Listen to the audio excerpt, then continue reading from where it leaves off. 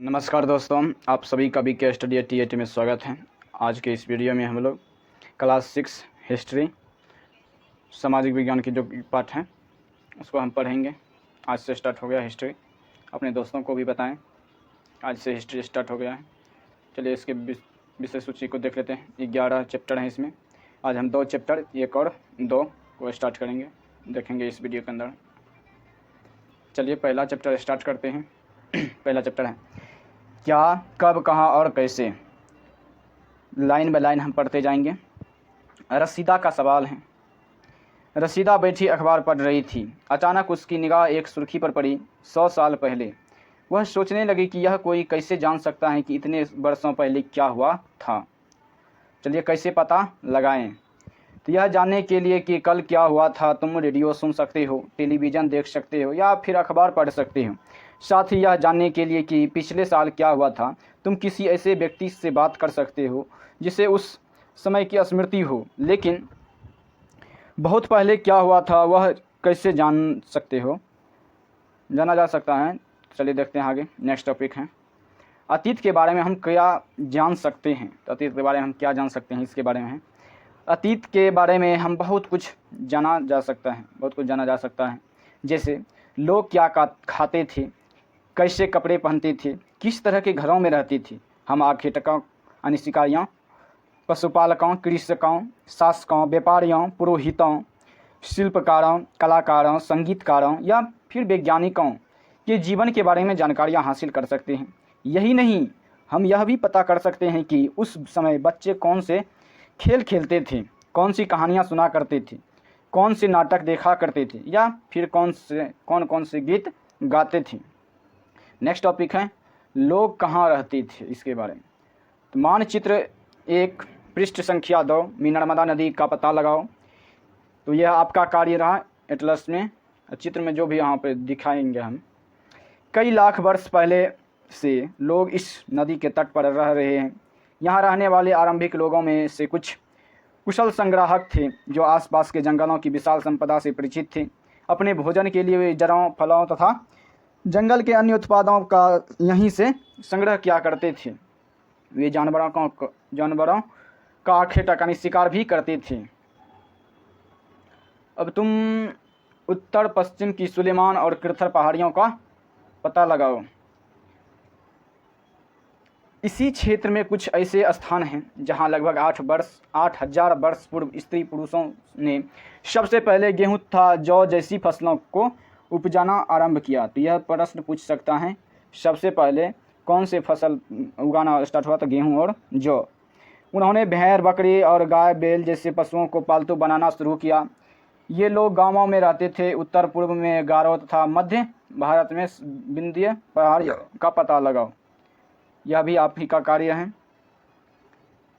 ये कुछ अन्य क्षेत्र ऐसे हैं, अन्य ऐसे क्षेत्र थे जहां कृषि का विकास हुआ। जहां सबसे पहले चावल उपजाया गया वो स्थान विंध्य के उत्तर में स्थित है। वह स्थान विंध्य के उत्तर में स्थित है। चलिए इस चित्र को देखते हैं। ये हो गया झेलम, चिनाब, रावी, सतलज, ब्यास। ये सिंधु नदी की सहायक नदी है। ये हो गया सुलेमान और ये हो गया कृथर, जो कि आपको ऊपर में खोजने के लिए बोला गया। ये हो गया सतपुड़ा, विंध्य पहाड़ियाँ हैं, सतपुड़ा की पहाड़ियाँ हैं, तो ये भी मिल गया। और ऊपर में क्या कहा गया था, यही दो शायद खोजने के लिए बोला था। यस, आगे देखते हैं। मानचित्र पर सिंधु तथा इसकी सहायक नदियों का पता लगाने का प्रयास करो, जो कि हमने अभी ऊपर में लगा दिए हैं कि ये हैं झेलम, रावी, चिनाब, सतलज, ब्यास। ये सारे सहायक नदी हैं। इसके सहायक नदियाँ उन्हें कहते हैं जो एक बड़ी नदी में मिल जाती हैं, जो लगभग 4700 वर्ष पूर्व इन्हीं नदियों के किनारे कुछ आरंभ नगर फले फूले गंगा व इसकी सहायक नदियों के किनारे तथा समुद्र तटवर्ती इलाकों में नगरों का विकास लगभग 2500 वर्ष पूर्व हुआ। गंगा तथा इसकी सहायक नदी सोन का पता लगाओ। चलिए इसको भी पता लगा लेते हैं। गंगा तथा इसकी सहायक नदी सोन नदी, ये हो रहा, ये हो गया गंगा नदी, ये हो गया सोन नदी, जो कि इसकी सहायक नदी है। चलिए आगे देखते हैं। गंगा के दक्षिण में इन नदियों के आसपास का क्षेत्र प्राचीन काल में मगध यानी वर्तमान बिहार में नाम से जाना जाता था। इसके शासक बहुत शक्तिशाली थे। इन्होंने एक विशाल राज्य स्थापित किया था। देश के अन्य हिस्सों में भी ऐसे राज्यों की स्थापना की गई थी। सेकंड पैराग्राफ स्टार्ट करने से पहले ये मानचित्र 1 में दक्षिण एशिया यानी आधुनिक भारत, पाकिस्तान, बांग्लादेश, नेपाल, भूटान तथा श्रीलंका और अफगानिस्तान, ईरान, चीन, म्यांमार आदि पड़ोसी देशों को दर्शाते हैं। दक्षिण एशिया एक महाद्वीप से छोटा है, लेकिन विशालता तथा बाकी एशिया से समुद्रों, पहाड़ियों तथा पर्वतों से बटे होने के कारण इसे प्रायः उपमहाद्वीप कहा जाता है। लोगों ने सदैव उपमहाद्वीप के एक हिस्से से दूसरे हिस्से तक यात्रा की। कभी कभी हिमालय जैसे ऊंचे पर्वतों, पहाड़ियों, रेगिस्तान, नदियों तथा समुद्रों के कारण यात्रा जोखिम भरी होती थी। फिर भी ये यात्रा उनके लिए असंभव नहीं थी। अतः कभी लोग काम की तलाश में तो कभी प्राकृतिक आपदाओं के कारण एक स्थान से दूसरे स्थान जाया करते थे। कभी कभी सेनाएं दूसरे क्षेत्रों पर विजय हासिल करने के लिए जाती थी। तो इसके अतिरिक्त व्यापारी कभी काफिले में तो कभी जहाज़ों में अपने साथ मूल्यवान वस्तुएं लेकर एक स्थान से दूसरे स्थान जाते रहते थे। धार्मिक गुरु लोगों को शिक्षा और सलाह देते हुए एक गांव से दूसरे गांव तथा एक कस्बे से दूसरे कस्बे जाया करते थे। कुछ लोग नए और रोचक स्थानों को खोजने की चाह में उत्सुकतावश भी यात्रा किया करते थे। इन सभी यात्राओं से लोगों को एक दूसरे के विचारों को जानने का अवसर मिला। आज लोग यात्राएं क्यों करते हैं, तो इसके बारे में हम लोग जानते हैं। एक बार फिर से मानचित्र 1 को देखो। पहाड़ियाँ, पर्वत और समुद्र इस उपमहाद्वीप की प्राकृतिक सीमा का निर्माण करते हैं। हालांकि लोगों के लिए इन सीमाओं को पार करना आसान नहीं था। जिन्होंने ऐसा चाहा वे ऐसा कर सके। वे पर्वतों की ऊंचाई को छू सके तथा गहरे समुद्रों को पार कर सके। उपमहाद्वीप के बाहर से भी कुछ लोग यहाँ आए और यहीं बस गए। लोग के इस आवागमन ने हमारी सांस्कृतिक परंपराओं को समृद्ध किया। कई सौ वर्ष से लोग पत्थर को तराशने, संगीत रचने और यहाँ तक कि भोजन बनाने के नए तरीकों के बारे में एक दूसरे के विचारों को अपनाते रहे। देश के नाम के बारे में हम लोग जानते हैं। अपने देश के लिए हम प्रायः इंडिया तथा भारत जैसे नामों का प्रयोग करते हैं। इंडिया शब्द इंडस से निकला है, जिसे संस्कृत में सिंधु कहा जाता है। अपने एटलस में ईरान और यूनान का पता लगाओ। लगभग 2500 वर्ष पूर्व उत्तर पश्चिम की ओर से आने वाले ईरानियों और यूनानियों ने सिंधु को हिंदोस अथवा इंदोस और इस नदी के नाम पर स्थित भूमि प्रदेश को इंडिया कहा। भारत नाम का प्रयोग उत्तर पश्चिम में रहने वाले लोगों के एक समूह के लिए किया जाता था। इस समूह का उल्लेख संस्कृत की आरंभिक लगभग 3500 वर्ष पुरानी कृत ऋग्वेद में भी मिलता है। बाद में इसका प्रयोग देश के लिए होने लगा। अतीत के बारे में हम कैसे जानें, इसके बारे में कुछ दिया हुआ है। अतीत की जानकारी हम कई तरह से प्राप्त कर सकते हैं। इनमें से एक तरीका अतीत में लिखी गई पुस्तकों को ढूंढना और पढ़ना।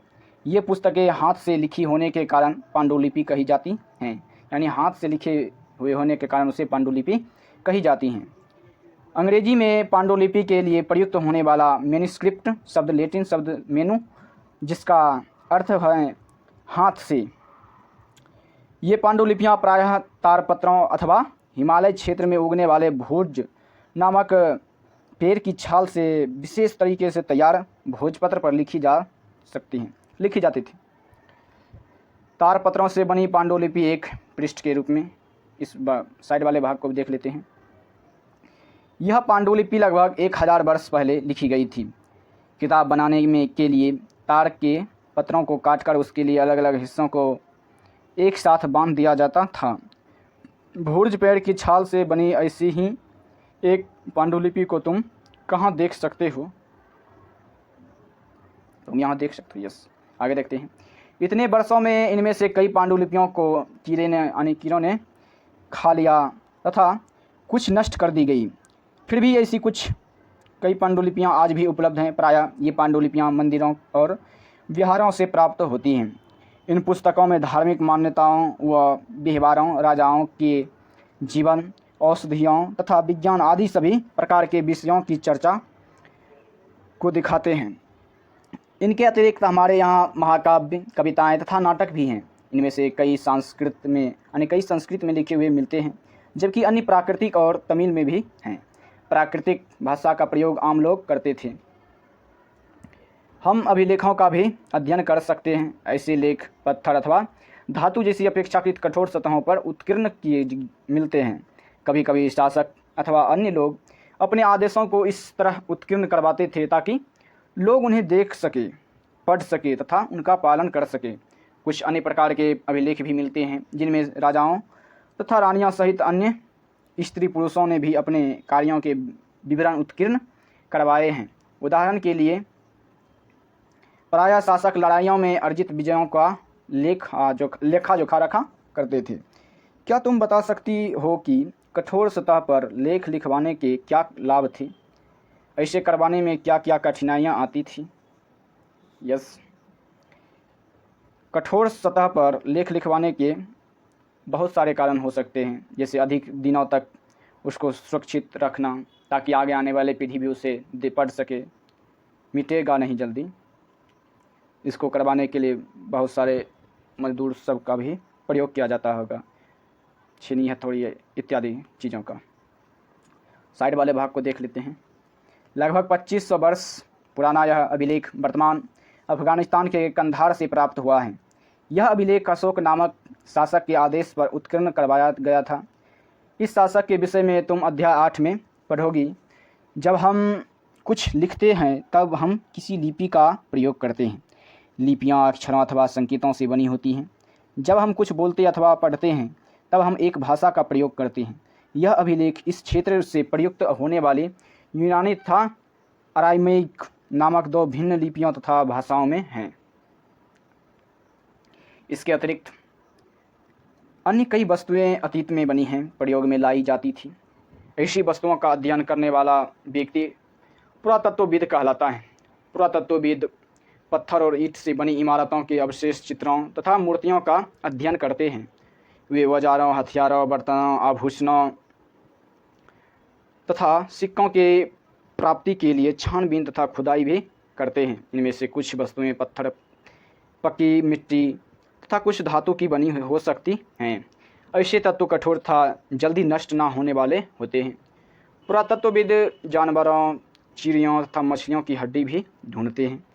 इससे उन्हें यह जानने में भी मदद मिलती है कि अतीत में लोग क्या खाते थे। वनस्पतियों के अवशेष बहुत मुश्किल से बच पाते हैं। यदि अन्न के दाने अथवा लकड़ी के टुकड़ों जल जाते हैं तो वे जले हुए रूप में बचे रहते हैं।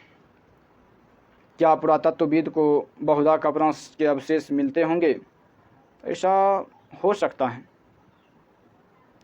चलिए आगे बढ़ने से पहले इस साइड वाले भाग को देख लेते हैं। बाएं एक प्राचीन नगर से प्राप्त पात्र। इस तरह के पात्रों का प्रयोग 4700 वर्ष पूर्व होता था। दाएं एक पुराना चांदी का सिक्का। इस तरह के सिक्कों का प्रयोग लगभग 2500 वर्ष पूर्व होता था। हमारे द्वारा आज प्रयोग में आने वाले सिक्कों से यह सिक्का कैसे भिन्न है?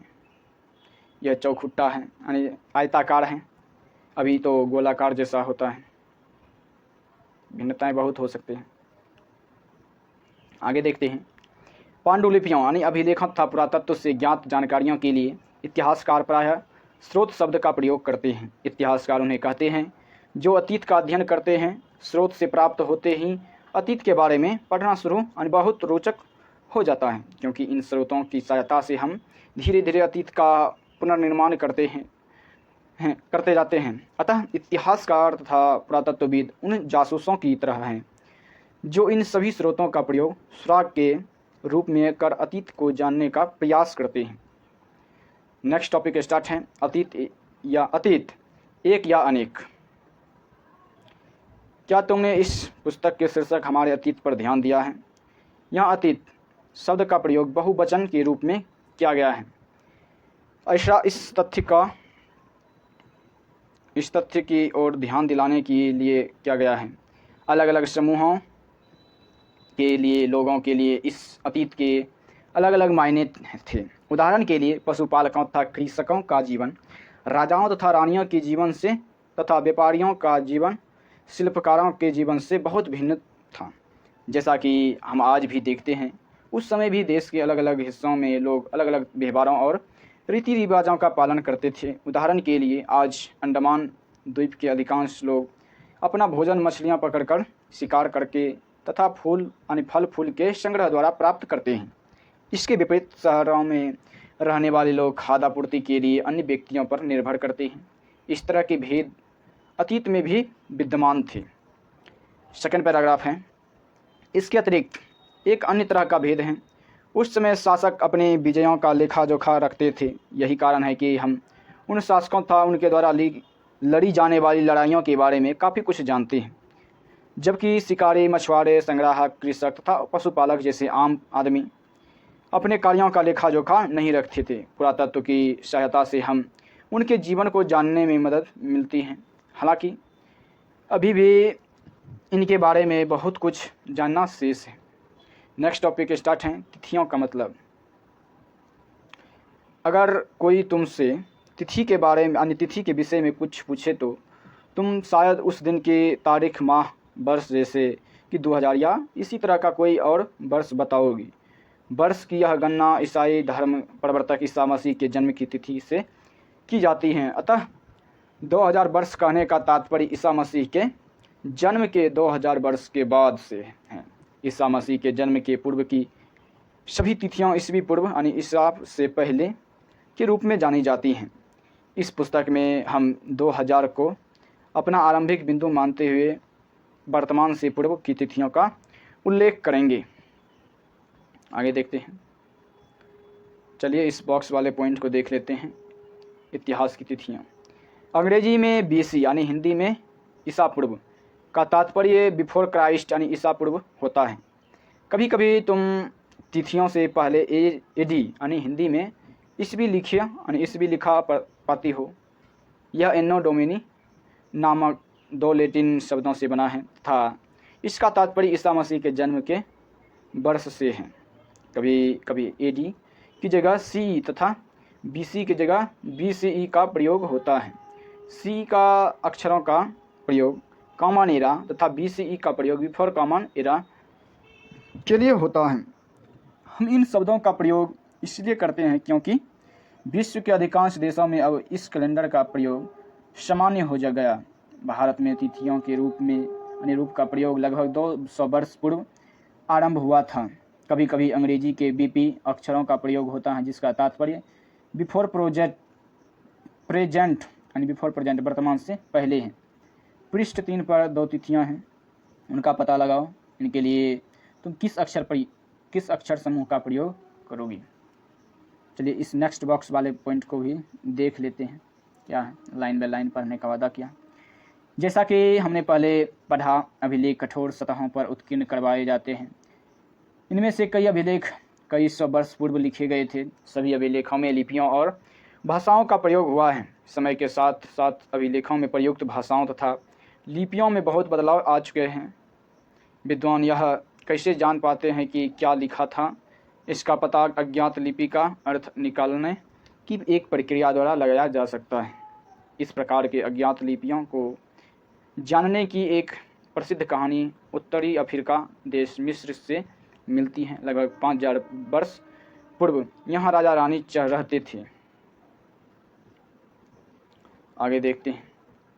मिस्र के उत्तरी तट पर रोसेट्टा नाम का एक कस्बा है। यहाँ से एक ऐसा उत्कीर्णित पत्थर मिला है जिस पर एक भी लेख 3 भिन्न भिन्न भाषाओं तथा लिपियों यानी यूनानी तथा मिस्री लिपियों के 2 प्रकार में है। कुछ विद्वान यूनानी भाषा पढ़ सकते थे।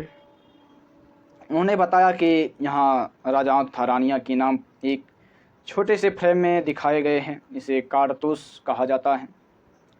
इसके बाद विद्वानों ने यूनानी तथा मिस्री संकेतों को अलग बगल रखते हुए मिस्री अक्षरों की समानार्थक ध्वनियों की पहचान की। जैसा कि तुम देख सकते हो, यहाँ L अक्षर के लिए शेर तथा A अक्षर के लिए चिड़िया के चित्र बने हैं।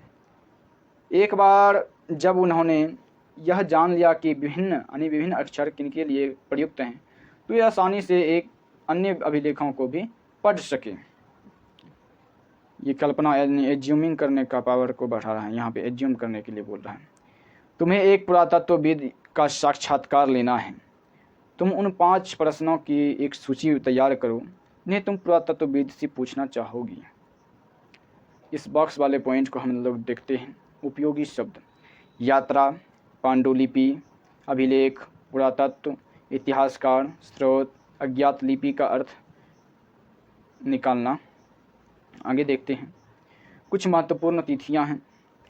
कृषि का आरंभ 8000 वर्ष पूर्व, सिंधु सभ्यता के प्रथम नगर 4700 वर्ष पूर्व, गंगा घाटी के नगर मगध का ब्रा राज्य 2500 वर्ष पूर्व, वर्तमान लगभग 2000 वर्ष पूर्व। दोस्तों, यह चैप्टर यहाँ पर समाप्त हो रहा है। इसके प्रश्नों के उत्तर इस वीडियो में डिक्टेट नहीं किया जाएगा, इसके लिए अलग से एक वीडियो बना दिया जाएगा। आगे देखते हैं। नेक्स्ट चैप्टर है अध्याय 2, आखेटक खाद्य संग्रह से भोजन उत्पादन तक का सफ़र। तो तुषार की रेल यात्रा से यह चैप्टर स्टार्ट हो रहा है। तो चलिए देखते हैं। तुषार अपने एक रिश्तेदार की शादी में दिल्ली से चेन्नई जा रहा था। रेल में उसे खिड़की वाली सीट मिल गई, जहां से वह बाहर का नज़ारा देखने में मग्न हो गया। तेज़ दौड़ती गाड़ी से उसने देखा कि पेड़ पौधे, घर, खेत खलिहान बड़ी तेज़ी से पीछे की ओर चले जा रहे थे।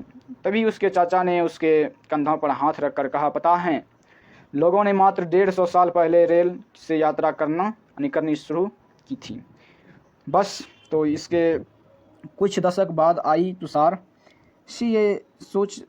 सोचने लगा कि जब लोगों के पास जाने आने के लिए तेज़ रफ्तार वाली सवारियां नहीं थी, तो क्या वे यात्रा ही नहीं करते थे?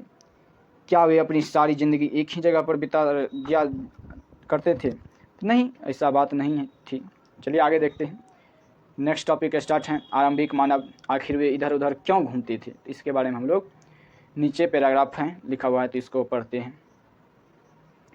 हम उन लोगों के बारे में जानते हैं जो इस महाद्वीप में 20 लाख साल पहले रहा करते थे। आज हम उन्हें आखेटक खाद्य संग्राहक के नाम से जानते हैं। भोजन का इंतजाम करने की विधि के आधार पर हम उन्हें इस नाम से पुकारा जाता है।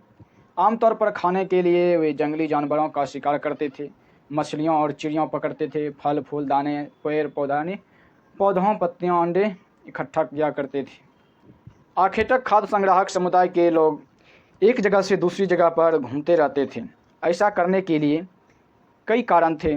पहला कारण यह कि अगर वे एक ही जगह पर ज़्यादा दिनों तक रहते तो आसपास के पौधों, फलों और जानवरों को खाकर समाप्त कर देते, इसलिए और भोजन की तलाश में इन्हें दूसरी जगह पर जाना पड़ता था। दूसरा कारण यह कि जानवर अपने शिकार के लिए या फिर हिरन और मवेशी अपना चारा ढूंढने के लिए एक जगह से दूसरी जगह जाया करते हैं, इसलिए इस जानवर का शिकार करने वाले लोग भी इनके पीछे पीछे जाया करते होंगे। तीसरा कारण यह कि पेड़ों और पौधों में फल फूल अलग अलग मौसम में आते हैं, इसलिए लोग उनकी तलाश में उपयुक्त मौसम के अनुसार अन्य इलाकों में घूमते होंगे। और चौथा कारण यह कि पानी के बिना किसी भी प्राणी का, पेड़ पौधे का जीवित रहना संभव नहीं होता और पानी झीलों, झरनों तथा नदियों में ही मिलता है। यद्यपि कई नदियों और झीलों का पानी कभी नहीं सूखता। कुछ झीलों और नदियों में पानी बारिश के बाद ही मिल पाता है, इसलिए ऐसी झीलों तथा नदियों के किनारे बसे लोगों को सूखे मौसम में पानी की तलाश में इधर उधर जाना पड़ता होगा। नेक्स्ट टॉपिक है आरंभिक मानव में जानकारी कैसे मिलती है, यानी आरंभिक मानव के बारे में जानकारी कैसी मिलती है। चलिए देखते हैं पैराग्राफ। पुरातत्वविदों को कुछ ऐसी वस्तुएं मिली हैं जिनका निर्माण और उपयोग आखेटक खाद्य संग्राहक किया करते थे। यह संभव है कि लोगों ने अपने काम के लिए पत्थरों, लकड़ियों और हड्डियों के औजारों बनाए हैं। इनमें से पत्थरों के औजार आज भी बचे हैं।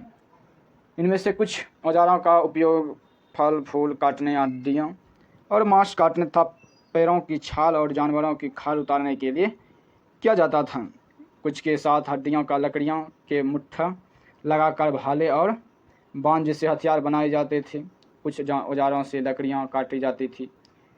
लकड़ियों का उपयोग ईंधन के साथ साथ झोपड़ियों और औजार बनाने के लिए भी किया जाता था। साइड वाले भाग को देख लेते हैं। पत्थर के औजारों का उपयोग बाएं भाग में क्या है, इंसान के खाने योग्य जड़ों का खोदने के लिए किया जाता था, और दाएं भाग में है, ये है राइट भाग, ये हुआ लेफ्ट भाग। तो जानवरों की खाल से बने वस्त्रों को सिलने के लिए किया जाता था। आगे देखते हैं। रहने की जगह निर्धारित करना नेक्स्ट टॉपिक है। मानचित्र 2 को देखो। लाल त्रिकोण वाले स्थान वे पुरा स्थल हैं जहां पर आखेटक खाद्य संग्रह होने का प्रमाण मिले हैं। इनके अलावा भी और कई स्थानों पर आखेटक खाद्य संग्राहक रहते थे। मानचित्र में सिर्फ कुछ गिने चुने स्थान ही चिन्हित किए गए हैं। कई पुरा स्थल नदियों और झीलों के किनारे पाए गए। आगे देखते हैं। मानचित्र 2 को देखते हैं। बुर्जहोम, मेहरगढ़, भीमबेटका, कुरनूल गुफाएं, होंगसी, रेड कलर वाले जो हैं पुरापाषाणिक पुरा स्थल हैं, और ये ग्रीन वाले यानी स्क्वायर शेप वाले जो हैं ग्रीन कलर, ये है नवपाषाणिक पुरा स्थल, और ग्रीन ब्लू वाला है, ये ग्रीन वाले भाग हैं ये महापाषाणिक पुरा स्थल। आरंभिक गांव ये त्रिकोण वाले जो हैं, और आधुनिक नगर। आरंभिक गांव में इनाम गांव हैं, और आरंभिक नगर में आरंभिक में और क्या है जी, आरंभिक में और तो कहीं नहीं दिख रहा है। चलिए आगे देखते हैं। साइड वाले भाग को ही पहले देख लेते हैं, या फिर ये बचा। चूँकि पत्थर के उपकरण बहुत महत्वपूर्ण थे, इसलिए लोग ऐसी जगह ढूंढते रहते थे जहां अच्छे पत्थर मिल सके। साइड वाले भाग को देख लेते हैं। भीमबेटका आधुनिक मध्य प्रदेश। इस पुरा स्थल पर गुफाएं व कंदराएं मिली हैं। लोग इन गुफाओं में इसलिए रहते थे क्योंकि यहाँ उन्हें बारिश, धूप और हवाओं से राहत मिलती थी। ये गुफाएं नर्मदा घाटी के पास हैं। क्या तुम बता सकते हो कि रहने के लिए लोगों ने यह जगह क्यों चुनी होगी? बता दिया है, बारिश, धूप और हवाओं की राहत से बचने के लिए। शैल चित्रकला, इनमें से क्या पता चलता है? एक शैल चित्र, इस चित्र के बारे में बताओ। जिन गुफाओं में लोग रहते थे उनमें से कुछ की दीवारों पर चित्र मिले हैं। इनमें से कुछ सुंदर उदाहरण मध्य प्रदेश, दक्षिणी उत्तर प्रदेश की गुफाओं से मिले चित्र हैं। इनमें से जंगली जानवरों का बड़ी कुशलता से सजीव चित्रण किया गया है। आगे देखते हैं। यह हुआ शैल चित्र। पुरास्थल के बारे में कुछ बातें कही गई हैं, तो इसको देखते हैं। पुरास्थल उस स्थान को कहते हैं जहां औजार, बर्तन और इमारतें जैसी वस्तुओं के अवशेष मिलते हैं। ऐसी वस्तुओं का निर्माण लोगों ने अपने काम के लिए किया था, और बाद में वे उन्हें वहीं छोड़ गए। ये ज़मीन के ऊपर, अंदर, कभी कभी समुद्र और नदी के ताल में भी पाए जाते हैं। इन पुरास्थलों के बारे में आपको अगले अध्यायों में बताया जाएगा। नेक्स्ट टॉपिक है आज की खोज। मानचित्र 2 में कुरनूल गुफा ढूंढो। पृष्ठ संख्या 13 में है। यहाँ राख के अवशेष मिले हैं। इसका मतलब यह है कि आरंभिक लोग आग जलाना सीख गए थे। आग का इस्तेमाल कई कार्यों के लिए किया गया होगा, जैसे कि प्रकाश के लिए, मांस भूनने के लिए, खतरनाक जानवरों को दूर आदि भगाने के लिए किया गया होगा। आज हम आग का प्रयोग किस लिए करते हैं? भोजन बनाने के लिए अधिकतर। ठंड में हाथ पांव सेकने के लिए भी क्या करते हैं? आगे देखते हैं। नाम और तिथियों के बारे में इस बॉक्स वाले पॉइंट को एक बार देख लेते हैं। हम जिस काल के बारे में पढ़ रहे हैं, पुरातत्वविद ने उनके बड़े बड़े नाम रखे हैं। आरंभिक काल को वे पुरापाषाण काल कहते हैं। यह दो शब्दों यानी पुरा यानी प्राचीन तथा पाषाण यानी पत्थर से बना है। यह नाम पुरास्थलों से प्राप्त पत्थर के औजारों का महत्व को बताता है। पुरापाषाण काल 20 लाख साल पहले से 12,000 साल पहले के दौरान माना जाता है। इस काल को भी 3 भागों में विभाजित किया गया है: आरंभिक, मध्य एवं उत्तर पुरापाषाण युग। मानव इतिहास की लगभग 99% कहानी इसी काल के दौरान घटित हुई। समय लगभग 12,000 साल पहले से लेकर 10,000 साल पहले तक माना गया है। इस काल के पाषाण औजार आमतौर पर बहुत छोटे होते थे। इन्हें माइक्रोलिथ यानी लघु पाषाण कहा जाता है। प्रायः इन औजारों में हड्डियाँ या लकड़ियों के मुट्ठे लगे हाशियों और आरी जैसे औजार मिलते थे। साथ साथ पुरापाषाण युग वाले औजार भी इस दौरान बनाए जाते थे। अगले युग की शुरुआत लगभग 10,000 साल पहले से होती है। इसे नवपाषाण युग कहा जाता है। नवपाषाण का क्या मतलब होता है? हमने कुछ स्थानों के नाम दिए हैं। अगले अध्यायों में तुम्हें ऐसे अनेक नाम मिलेंगे। अक्सर हम पुराने स्थानों के लिए उन नामों का प्रयोग करते हैं जो आज प्रचलित हैं, हालांकि क्योंकि हमें ज्ञात नहीं है कि उस काल में इनके क्या नाम रहे होंगे। आगे देखते हैं। बदलती जलवायु नेक्स्ट टॉपिक है, बदलती जलवायु। लगभग 12,000 साल पहले दुनिया की जलवायु में बड़े बदलाव आए और गर्मी बढ़ने लगी। परिणाम स्वरूप कई क्षेत्रों में घास वाले मैदान बनने लगे। इससे हिरन, बारहसिंगा, भेड़, बकरी और गाय जैसे उन जानवरों की संख्या बढ़ी जो घास खाकर जिंदा रह सकते हैं। जो लोग इन जानवरों का शिकार करते हैं वे भी इनके पीछे आए और इनके खाने पीने की आदतों और प्रजनन के समय की जानकारी हासिल करने लगे। हो सकता है कि तब लोग इन जानवरों को पकड़ कर अपनी ज़रूरत के अनुसार पालन की बात सोचने लगे हो। साथ ही इस काल में मछली भी भोजन का महत्वपूर्ण स्रोत बन गई। नेक्स्ट टॉपिक है खेती और पशुपालन की शुरुआत। इस दौरान उपमहाद्वीप के भिन्न भिन्न इलाकों में गेहूं, जौ और धान जैसे अनाज प्राकृतिक रूप से उगने लगे थे। शायद महिलाओं, पुरुषों और बच्चों ने इन अनाजों को भोजन के लिए बटोरना शुरू कर दिया होगा। साथ ही वे यह भी सीखने लगे होंगे कि यह अनाज कहाँ उगते थे और कब पककर तैयार होते थे। ऐसा करते करते लोगों ने इन अनाजों को खुद पैदा करना सीख लिया होगा। इस प्रकार धीरे धीरे कृषक बन गए होंगे। इसी तरह लोगों ने अपने घरों में के आसपास चारा रखकर जानवरों को आकर्षित कर उन्हें पालतू बनाया होगा। सबसे पहले जिस जंगली जानवर को पालतू बनाया गया वह कुत्ता यानी कुत्ते को जंगली पूर्वज था। धीरे धीरे लोग भेड़, बकरी, गाय और सूअर जैसे जानवरों को अपने घरों के नज़दीक आने को उत्साहित करने लगे। ऐसे जानवर झुंड में रहते थे और ज़्यादातर घास खाते थे। अक्सर लोग अन्य जंगली जानवरों के आक्रमण से उनकी सुरक्षा करते थे। इस तरह धीरे धीरे वे पशुपालक बन गए होंगे। क्या तुम बता सकती हो कि सबसे पहले कुत्तों को ही पालतू क्यों बनाया गया? इस पे सोचने वाली बात है, सोच सकती हैं। बचने की प्रक्रिया को देखते हैं। लोगों द्वारा पौधे उगाने और जानवरों की देखभाल करने को बचने की क्रिया का नाम दिया गया है। अपनाए गए ये पौधे तथा जानवर अक्सर जंगली पौधों तथा जानवरों से भिन्न होते हैं। इसकी वजह यह है कि बचने की प्रक्रिया की दिशा में अपनाए गए पौधों या जानवरों का लोग चयन करते हैं। उदाहरण के तौर पर लोग उन्हीं पौधों तथा जानवरों का चयन करते हैं जिनके बीमार होने की संभावना कम हो। यही नहीं, लोग उन्हीं पौधों को चुनते हैं जिनसे बड़े दाने वाले अनाज पैदा हो, साथ ही जिनके मजबूत डंडले अनाज के पके दानों के भार को संभाल सके। ऐसे पौधों के बीजों को संभाल कर रखा जाता है ताकि फिर से उगाने के लिए उनके गुण सुरक्षित रह सके। उन्हीं जानवरों को आगे प्रजनन के लिए चुना जाता है जो आमतौर पर अहिंसक होते हैं। इसलिए हम देखते हैं कि पाले गए जानवर तथा कृषि के लिए अपनाए गए पौधे जंगली जानवरों तथा पौधे से धीरे धीरे भिन्न होते गए।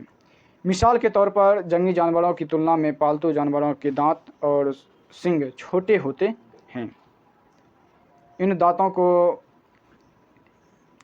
को देखो, इनमें से कौन सा जंगली सूअर का है और कौन सा पालतू पशु का है।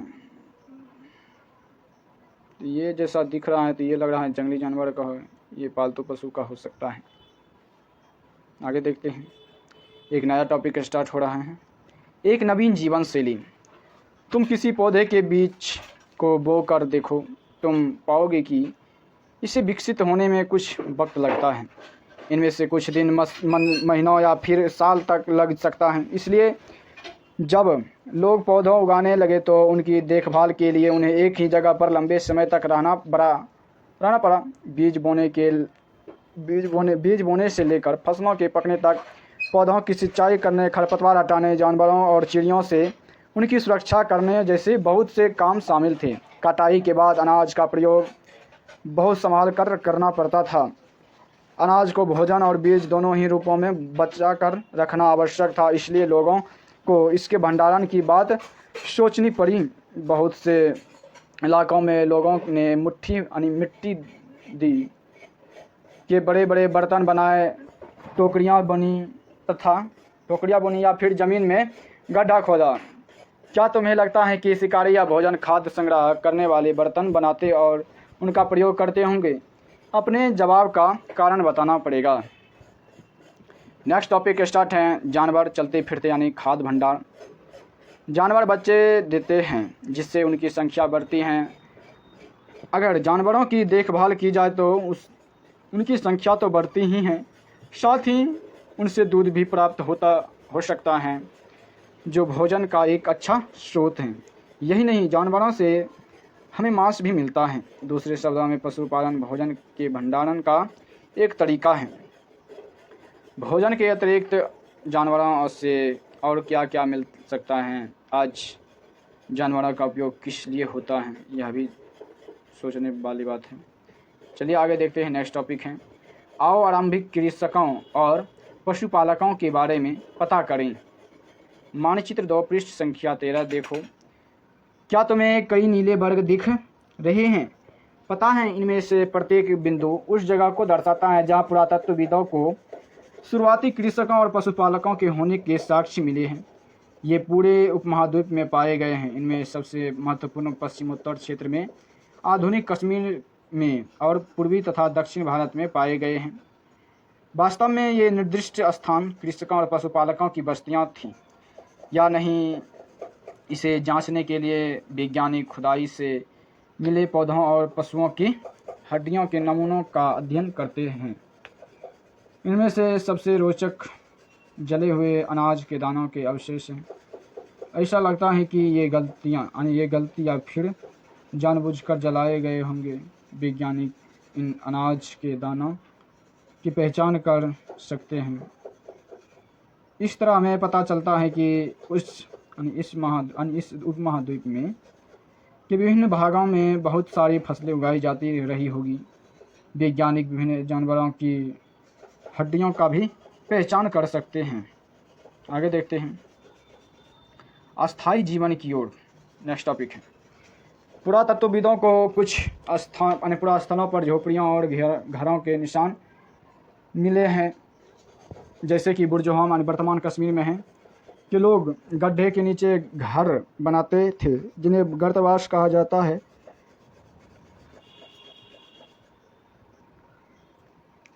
इनमें उतरने के लिए सीढ़ियाँ होती थी, इससे उन्हें ठंड के मौसम में सुरक्षा मिलती होगी। पुरातत्वविदों को झोपड़ियों के अंदर और बाहर दोनों ही स्थानों पर अलग आग जलाने की जगह मिली हैं। ऐसा लगता है कि लोग मौसम के अनुसार घर के अंदर या बाहर खाना पकाते होंगे। एक गर्तवास का चित्र बनाओ। चित्र ऐसे हो सकता है, ये हो गया मिट्टी का लेयर, इसमें सीढ़ियाँ बनाते हुए अंदर यहाँ आता होगा, यहाँ पर अपना घर होता होगा। ऐसा ही गर्तवास का तो चित्र बनेगा।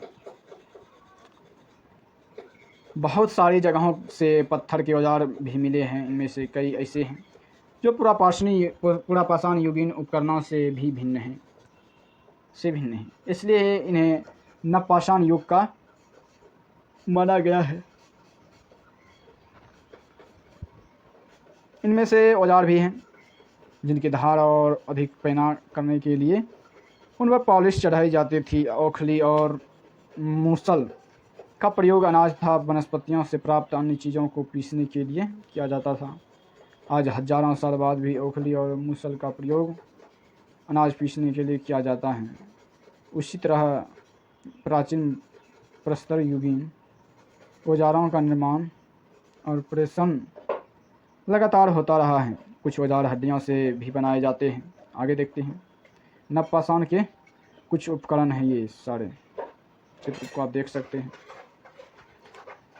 नवपाषाण युग के पुरास्थलों से कई प्रकार के मिट्टी के बर्तन मिले हैं। कभी कभी इन पर अलंकरण भी किया गया है। बर्तनों का उपयोग चीज़ों को रखने के लिए किया जाता था। धीरे धीरे लोग बर्तनों का प्रयोग खाना बनाने के लिए भी करने लगे। चावल, गेहूँ तथा दलहन जैसे अनाज अब आहार का महत्वपूर्ण हिस्सा बन गए थे। इसके साथ साथ अब लोग कपड़े भी बुनने लगे थे। इसके लिए कपास जैसे आवश्यक पौधों उगाए जा सकते थे। क्या ये परिवर्तन हर एक के साथ ही आ गए होंगे? ऐसी बात नहीं है। एक तरफ जहाँ कई जगहों पर स्त्री पुरुष शिकार और भोजन संग्रह करने का काम करते थे, वहीं ये अन्य लोगों ने हजारों सालों के दरमियान धीरे धीरे खेती और पशुपालन को अपना लिया। बहुत जगह लोग मौसम के मुताबिक बदल कर अपनी आजीविका चलाया करते थे। नेक्स्ट टॉपिक है सूक्ष्म निरीक्षण। मेहरगढ़ में जीवन मृत्यु। मानचित्र 2 पृष्ठ संख्या 13 में मेहरगढ़ ढूंढो। यह ईरान जाने वाले सबसे महत्वपूर्ण रास्ते वाले दर्रे के पास एक हरा भरा समतल स्थान है। मेहरगढ़ संभवतः यह वह स्थान है जहाँ के स्त्री पुरुषों ने इस इलाके में सबसे पहले संभवतः जौ, गेहूँ उगाना और भेड़ बकरी पालना सीखा। यहाँ विभिन्न प्रकार के जानवरों की हड्डियाँ मिली। इनमें हिरन तथा सुअर जैसे जंगली जानवरों तथा भेड़ और बकरियों की हड्डियाँ हैं। मेहरगढ़ में इसके अलावा चौकोर तथा आयताकार घरों के अवशेष भी मिले हैं। प्रत्येक घर में 4 या उससे ज़्यादा कमरे हैं, जिनमें कुछ संभवतः भंडारण के काम आते होंगे। मृत्यु के बाद सामान्यतया मृतक के सगे संबंधी उसके प्रति सम्मान जताते हैं। लोगों की आस्था है कि मृत्यु के बाद भी जीवन होता है, इसलिए कब्रों में मृतकों के साथ कुछ सामान भी रखे जाते थे। आगे देखते हैं। साइड वाले भाग को आप बाद में देख लेंगे। ऐसे कई कब्रें मिली हैं। एक कब्र में एक मृतक के साथ एक बकरी को भी दफनाया गया था। संभवतः इसे परलोक में मृतक के खाने के लिए रखा गया होगा। मेहरगढ़ की कब्र का चित्र। क्या तुम बकरी के कंकाल को पहचान सकते हो? हाँ, पहचान सकते हैं, क्यों नहीं पहचानेंगे। मेहरगढ़ के घर का चित्र। मेहरगढ़ के घर शायद ऐसे दिखते हो। तुम जिस घर में रहते हो उसके साथ इस घर की क्या समानताएं हैं? समानताएं यही हैं कि यह वर्गाकार जैसा दिख रहा है, जो कि मेरा भी घर है। चलिए आगे देखते हैं। अन्यत्र के बारे में देखते हैं। इसमें क्या है, इस बॉक्स को देख लेते हैं। फ्रांस में गुफा में कई चित्रकारी को देखा गया है। अपने एटलस में फ्रांस ढूंढो। यह चित्र फ्रांस की एक गुफा का है। इस पुरास्थल की खोज लगभग 100 साल पहले 4 स्कूली छात्रों ने की थी। इस तरह के चित्र लगभग 20,000 साल पहले से लेकर 10,000 साल पहले के बीच बनाए गए होंगे।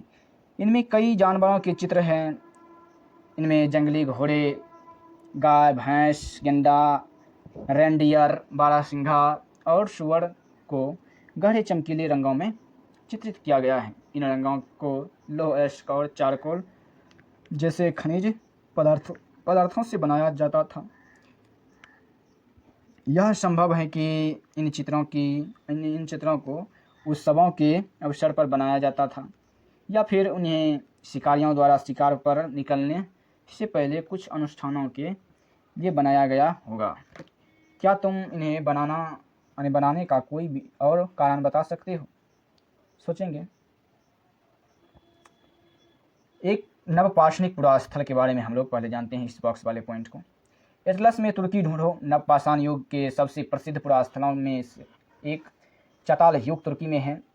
यहाँ दूर दराज स्थानों से कई चीज़ें लाई जाती थी और उनका उपयोग किया जाता था। जैसे सीरिया से लाया गया चकमक पत्थर, लाल सागर की कौड़ियाँ तथा भूमध्य सागर की सीपियाँ। ध्यान रहे कि उस समय तक पहिए वाले वाहन का विकास नहीं हुआ था। लोग सामान खुद या जानवरों की पीठ पर लाद कर ले जाया करते थे। बताओ कौड़ियों तथा सीपियों का क्या क्या उपयोग होता होगा, सोचेंगे इस पे। उपयोगी शब्द को देख लेते हैं। इस पाठ के उपयोगी शब्द कौन कौन से हैं। आखेटक, खाद्य संग्राहक, जो कि शिकार करते थे, शिकारी को बोलते थे। पुरास्थल, उद्योग स्थल, आवासीय स्थल, पुरापाषाण, मध्यपाषाण, लघुपाषाण, कृषक, पशुपालक, नवपाषाण युग और कब्र। ये हुआ उपयोगी शब्द इस पाठ के। कल्पना करो अन्य जीविंग पावर पर फिर से क्वेश्चन पूछा होगा। तुम आज से 12,000 साल पहले पत्थर की एक गुफा में रहते हो। पृष्ठ संख्या 14 पर देखो। तुम्हें मामा गुफा की एक भीतरी दीवार पर चित्र बना रहे हैं और तुम उनकी सहायता करना चाहते हो। तुम रंग बनाओगे, रेखाएं खींचोगे या फिर उनमें रंग भरोगे।